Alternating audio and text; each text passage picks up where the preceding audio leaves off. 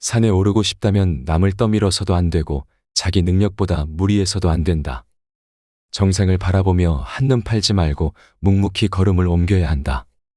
너무나 평범한 방법이지만 이것이 산을 무사히 정복하는 최고의 방법이다.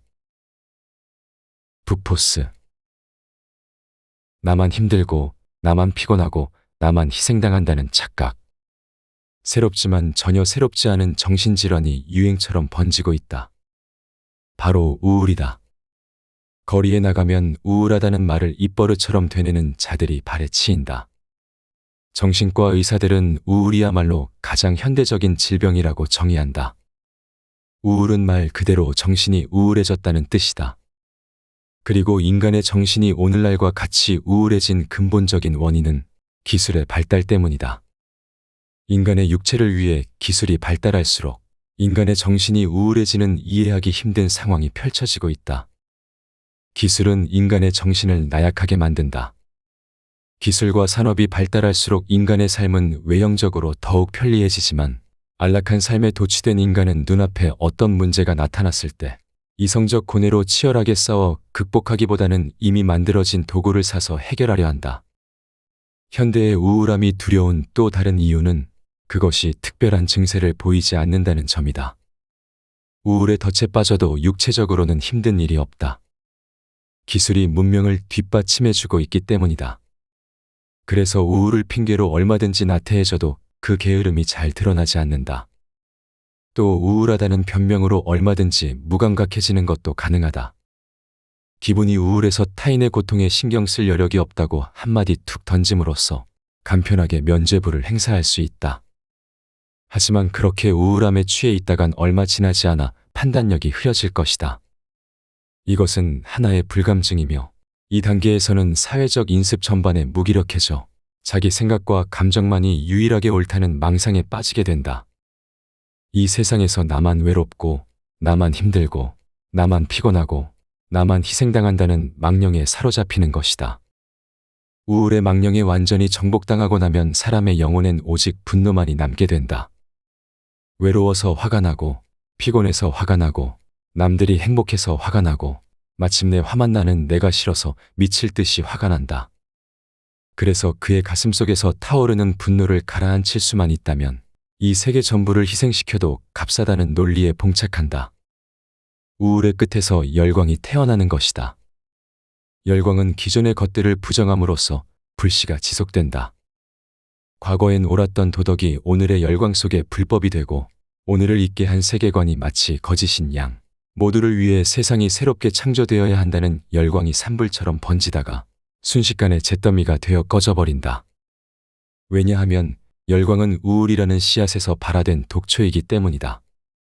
그래서 걷잡을 수 없이 사회를 혼란으로 몰아가던 주장들이 별다른 이유 없이 열기가 사그라들고 또 별것도 아닌 사건의 광적인 집착이 일순간에 집중되어 세상이 혼란스러워지는 등 우울과 열광이 꼬리에 꼬리를 물고 서로를 잡아먹을 듯이 난립하게 된 것이다.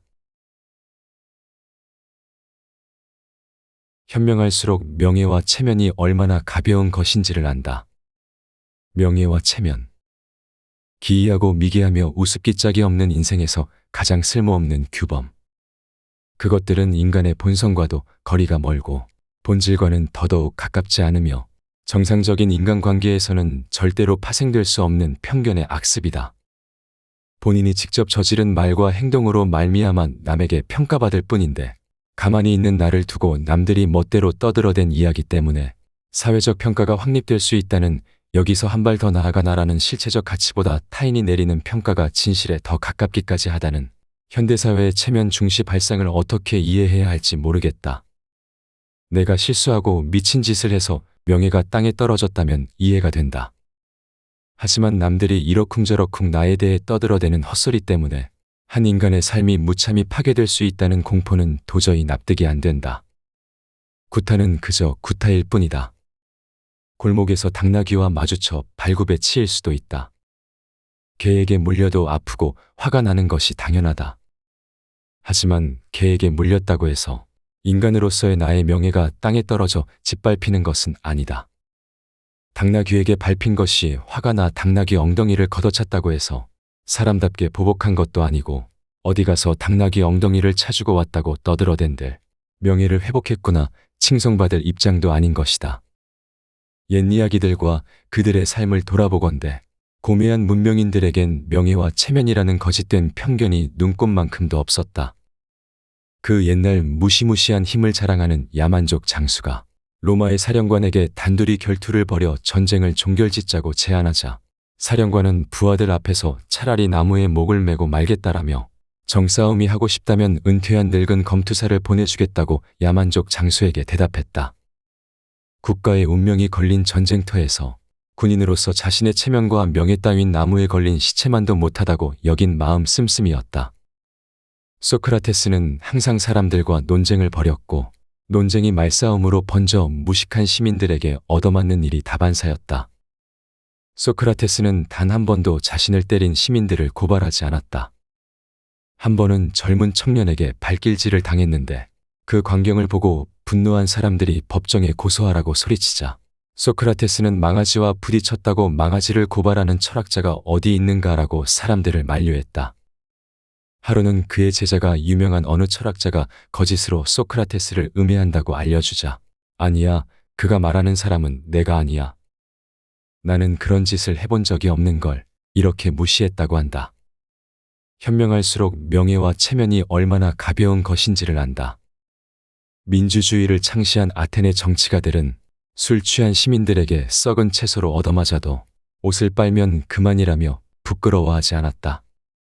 아테네의 정치가들은 억울하게 뺨을 맞아도 개나 고양이가 핥힌 것으로 생각했지 명예가 훼손됐다며 법정으로 사건을 끌고 가지 않았다. 오늘날 체면과 명예가 그 사람의 전부인 양절대적인 대접을 받는 이유는 이 시대의 인간관계 혹은 권위와 신분이 편견들로 가득하기 때문이다. 사람이 체면을 중시하는 까닭은 내세울 인간성이 직분해서 얻은 명예 말고는 아무것도 없어서다. 능력이 없으니 사람들의 존경을 받지도 못하고 그런데 또 권력은 욕심나고 그러니 스스로 자기 이름에 금치를 해버리는 것이다. 존경받을 만한 행동을 할 자신이 없어 반대급부로 명예가 훼손됐다는 아집에 사로잡힌다. 명예훼손이라는 협박으로 타인에게 존경을 요구하는 것과 다름없다. 마치 온도계의 수온을 양손으로 꼭 움켜쥐어 수온이 올라가는 것을 보여준 뒤 내 덕에 방이 이만큼 따뜻해졌다고 주장하는 것과 똑같은 행태다. 이 시대가 타인과 평화로운 교제가 가능한 세상이었다면 명예는 지금처럼 훼손이라는 잣대로 고려되는 일은 없었을 것이다. 타인의 권리를 절대적으로 존중하는 세상이었다면 체면을 따지는 대신 신뢰를 이야기했을 것이다. 안타깝게도 지금 이 사회에서 명예란 남들이 인정해주지 않아 나 혼자 주창하는 권리, 타인에게 무시당하지 않기 위해 휘두르는 입속의 칼날, 증오하는 자들과 맞서 싸우는 위협의 명분으로 남용되는 중이다. 문명이 없던 야만 시절이었다면 자신을 지키고 권리를 빼앗기지 않기 위해 신뢰보다는 공포가 자연스러운 선택이었다. 우리가 인간이 아닌 동물이었던 시절의 이야기다. 하지만 지금은 국가가 존재하고 사회가 형성되었다. 국가가 우리의 신체와 재산을 보호해주는 마당에 짐승처럼 자신의 경계를 지키기 위해 위협과 협박을 난무해야 한다는 것은 치욕스러운 행위다. 누구나 자신의 산에 오르기를 꿈꾼다. 등산의 기쁨은 정상을 정복했을 때일 것이다. 그러나 최상의 기쁨은 험준한 산을 기어 올라가는 순간에 있다.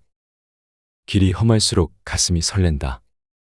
인생에서 고난이 사라졌다고 생각해보라. 그보다 삭막할 수는 없으리라. 우리는 젊은 날에 산을 올라야 한다. 젊음은 그 자체가 거대한 산이기도 하다. 그 산이 평지가 되기 전에 최선을 다해 올라야 한다. 젊은 시절에 자신의 산을 오른 자는 늙어서 산의 풍성함을 맛보게 된다. 사람은 누구나 자신의 산에 오르기를 꿈꾼다. 어떤 사람은 그 열망이 지나쳐 병이 되기도 한다. 산을 오르기란 사실 그렇게 어려운 일이 아니다. 단지 올바른 방법을 모르기 때문에 실패하기도 한다. 성공에 집착하는 사람일수록 타인의 성공을 시기한다. 시기 끝에 헛소문을 퍼뜨리고 중상모략을 시작한다. 이런 방법으로는 절대로 그보다 빨리 산 정상에 도달하지 못한다. 자기 능력과 체력을 고려하지 않고 단숨에 뛰어오르려는 사람도 성공하지 못한다. 일시적으로 남보다 빠를지 모르나 시간이 지날수록 뒤처진다. 산에 오르고 싶다면 남을 떠밀어서도 안 되고 자기 능력보다 무리해서도 안 된다. 정상을 바라보며 한눈 팔지 말고 묵묵히 걸음을 옮겨야 한다. 너무나 평범한 방법이지만 이것이 산을 무사히 정복하는 최고의 방법이다. 인생이 고달파지는 까닭은 경쟁적 성공이 행복의 근본 요소라고 믿었기 때문이다. 성공이라는 감정이 인생을 즐기는데 도움이 된다는 것을 나는 부정하지 않는다. 예를 들면 청년 시절에는 존재감이 미미했던 화가가 중년 이후 자기 재능을 인정받음으로써 행복해질 수가 있다. 돈의 힘으로 행복을 만끽할 수 있다는 것도 부정하지 않는다. 그러나 돈으로 산 행복에는 한계가 있다. 성공은 행복을 부르는데 지불되는 한 가지 요소임에는 분명하지만 성공을 위해 그 밖에 다른 요소를 희생시킨다면 성공을 제값보다 더 비싸게 구입하는 셈이다. 누구의 도전이 가장 영광스러울까? 한 번도 실패하지 않고 산꼭대기에 오른 사람에게는 좌절이 없다. 그래서 영광도 없다. 반면에 실패할 때마다 조용히 그러나 힘차게 다시 일어선 사람에게는 영광이 주어진다. 그에게는 좌절을 떨치고 일어났다는 아문 상처가 새겨져 있으며 절망의 끝이 어디쯤인지를 알고 있는 눈동자가 있기 때문이다. 인생에서 가장 큰 고난은 우리가 얻고자 노력하지 않았다는 데 있다. 무언가를 얻기 위해 장애물을 뛰어넘거나 치우려고 하지 않았다는 데 있다. 그것이야말로 우리의 앞날을 가로막는 고난의 정체였다. 인내를 그대의 의복으로 삼아라. 의복을 벗고 다니는 것이 부끄러워지리라. 인내를 벗지 않는다면 수치를 당할 일도 없으리라. 신념을 그대의 양식을 삼아라. 육신의 굶주림으로 고통받지 않게 되리라. 신념을 잃은 인간처럼 불행한 인간은 없다. 실패하고 낙오하는 자들은 대개 참을성이 부족하거나 신념을 갖지 못하고 이리저리 흔들렸던 사람들이다. 시간이 언제나 우리를 기다려줄 것이라고 착각하지 말라. 게을리 걸어도 언젠가는 목적지에 도착할 날이 오리라고 기대하지 말라. 하루하루 전력을 다하지 않고는 그날의 보람은 없다. 보람 없는 날들의 반복으로 최후의 목표가 달성될 리 없다. 위대한 인생은 눈에 보이지 않는 성장을 통해 만들어진다. 자신이 증오스러울 땐 자는 것이 최고다. 하루를 마치고 차분히 반성하는 시간을 갖는다. 지나간 하루를 돌아보며 반성하는 시간 속에서 얻어지는 감정은 나의 무능과 타인에 대한 분노. 결국 또다시 우울해진다. 나의 한계에 분노하고 타인에 대한 원망으로 불쾌감이 치솟는다. 그 마음이 나를 어둠 속에 갇히게 한다. 모든 원인은 피로 때문이다. 삶에 지쳐버렸을 땐 냉정한 반성이 불가능하다. 억지로 반성하려고 하면 필연적으로 우울이라는 덫에 걸려버린다. 지쳤을 땐 반성하는 것조차 피곤하다. 지나간 일을 되돌아보는 것도 지겹고 일기 같은 걸 쓰는 것도 괴롭다. 생활에 활기가 넘치거나 즐겁게 활동하거나 어떤 일에 흠뻑 빠져 집중할 때는 지나간 일을 뒤돌아보지도 반성하지도 앞으로 다시는 이런 실수를 하지 않겠다고 다짐하거나 계획을 세우지도 않는다. 반성하고 있다는 것은, 지나간 시간을 되돌아보고 있다는 것은 자신을 한심스레 여기고 있으며 타인을 증오하는 중이고 영혼과 육신의 휴식이 필요하다는 신호다. 이럴 땐 그저 쉬는 게 최선이다. 반성은 자기 혐오다. 자기 자신이 하찮게 느껴질 때 인간은 뭔가 반성할 만한 건수가 없는지 두리번거린다. 뭘 해도 기운이 나지 않을 때 인간은 무턱대고 반성하며 자아를 성찰한다. 그럴 바에야 아무 생각 없이 잠자리에 드는 편이 낫다. 자신이 증오스러울 땐 자는 것이 최고다. 도박도, 기도도, 명상도 도움이 안 된다. 여행도 도움이 안 되고 술을 먹어봐야 자기 혐오만 짙어질 뿐이다. 잘 먹고, 잘 자고, 일찍 일어나는 것이 자기 혐오를 극복하는 가장 좋은 해결책이다. 혐오스러운 오늘로부터 조금이라도 빨리 떠나는 것이 상책이다. 괴롭다면 평소보다 더 많이 먹고 평소보다 더 많이 자는 것 말고는 방법이 없다. 그리고 내일 아침 일찍 새로운 시작을 펼쳐나가면 되는 것이다. 그대의 오늘은 최악이었다. 내일은 오늘보다 더 나쁠지도 모른다. 머나먼 항해를 떠난 배는 바다에서 풍파를 만난다. 풍파 없이 배가 항구에 닿을 수는 없다. 그래서 시련은 전진하는 자의 벗이다. 절망에서 생의 기쁨을 만나게 되는 것이다. 파도가 치지 않는 바다처럼 지루한 것이 또 있을까? 번민 없는 인생이 어디 있을까? 번민은 욕심에서 태어난다. 다행히 우리에게는 욕심보다 강한 무기가 있다. 진리를 갈망하는 마음이다. 진리를 찾고자 하는 마음이 욕심보다 약해졌을 때 우리는 정의의 길에서 멀어진다. 아니, 정의라는 단어를 잊어버리게 된다. 신은 우리에게 충분한 선을 베풀지 않았다. 우리에게는 타고난 선이 부족하다. 신이 우리에게 베푼 선으로는 선과 악을 판단하는 정도밖에 쓰임이 없다. 우리 안에 선한 성질이 있다는 것은 우리가 선하게 살 수 있을지도 모른다는 가능성에 불과하다. 그러므로 인간은 자기를 위해서라도 내부의 선함을 지속해서 발전시키려는 노력이 필요하다. 인생은 그 같은 목적을 달성하는 데 필요한 몇십 년의 한정된 시간인지도 모른다. 진리가 우리에게 기쁨을 안겨주고 평안을 베풀지는 못한다. 그런데 왜 인간은 진리를 찾는가? 이 보잘것없는 짧은 생애 동안 진리를 추구했다는 기만이 마음의 평안을 주기 때문이다. 소크라테스는 살기 위해 먹고 마시는 사람이 되라고 가르쳤다. 먹고 마시기 위해 사는 것은 악인이라고 했다. 소크라테스가 죽은 후 세상은 먹고 마실 것이 더욱 많아졌고 그럴수록 인간은 먹고 마시는 것에 더욱 집착하게 되었다. 그대 젊은이들이여, 역사와 그대들이 기억하는 영웅들이 걸어온 길을 보라. 그들의 삶은 고통의 입구에서 출발했고 자기 희생의 강요를 통해 완성되었다. 자기를 희생할 줄 아는 사람만이 훗날 영웅으로 불리게 되었다. 젊은이들이여, 돈과 명예의 한 번뿐인 삶을 팔지 말라. 돈과 명예는 부도덕한 자들과 동행하지 않는 한 그대들을 반기지 않는다. 물질과 직위는 사람의 성품을 얕은 여울로 인도하는 사막의 물길임을 기억해야 한다. 가진 자는 더 많은 것을 가지려고 탐욕에 길들여지고 이름을 얻은 자는 그 이름 앞에 굴복하는 이름들을 늘리려고 무고한 희생을 계획하게 되는 법이다. 가진 자는 빼앗김을 두려워하고 이름을 얻은 자는 기억되지 못함을 두려워하며 산다. 가진 자의 관심은 가진 것들을 향하고 이름을 얻은 자의 관심은 그의 이름에만 갇혀버리게 되는 것이다. 그런 자의 영혼은 비워진 항아리와 같아서 겉으로 보기에는 속이 어두워 그 안에 무엇이 들어있을 것이라고 기대하게 만들지만 직접 손을 뻗어 더듬어 보면 차가운 옹기그릇에 손가락이 아릴 뿐이다. 그대의 눈에서 눈물이 쏟아지지 않고는 진리의 골짜기에서 길을 찾지 못한다. 그대의 마음이 추악한 이기심에 병들어 절망을 토해내지 않는 한 그대의 영혼은 빛을 알지 못한다.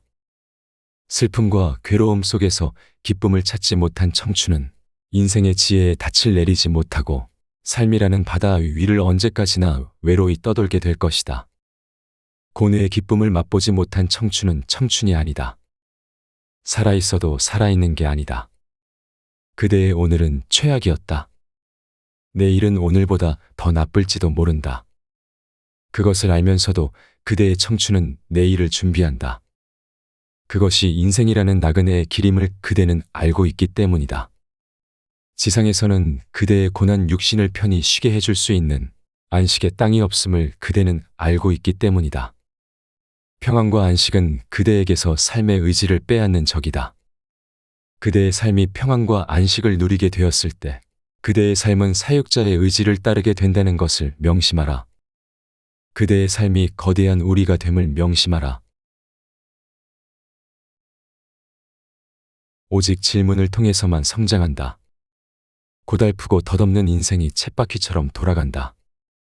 날마다 우리는 질문한다. 왜 사는가? 무엇을 위해 사는가? 가치 있는 삶이란 무엇인가? 앞으로 어떻게 살아야 하는가? 인간은 질문을 통해 살아가는 이유와 목적, 그 속에서 얻어지는 의미와 가치를 추구한다. 철학이란 인간이 살아가는 이유와 그 이유를 실현하기 위해 무엇을 해야 하는가에 대한 질문이다. 궁극적인 목표를 위해 어떻게 행동할 것인지를, 그 전에 궁극적인 목표가 과연 무엇인지를 자신에게 묻고 답을 내리는 모든 행위가 철학이다. 앞의 내용은 아르투어 쇼펜하우어가 지은 당신의 인생은 왜 힘들지 않아야 한다고 생각하십니까를 참고하였다. 쇼펜하우어는 대표적인 염세주의 철학자입니다. 인생은 의미가 없다. 그러므로 태어나지 않는 것이 최선이고 태어났다면 최대한 빨리 죽는 것이 차선이다라고 말할 정도였습니다. 하지만 쇼펜하우어는 고통을 피하지 않았습니다. 오히려 고통을 마주해야 한다고 말합니다. 현대인들이 니체와 쇼펜하우어에 빠져 있는 이유가 바로 여기 있습니다. 고통이 인생의 일부라는 점을 부인하지 않고 고통을 인정하고 어떻게 바라봐야 하는지 알려주고 있기 때문입니다.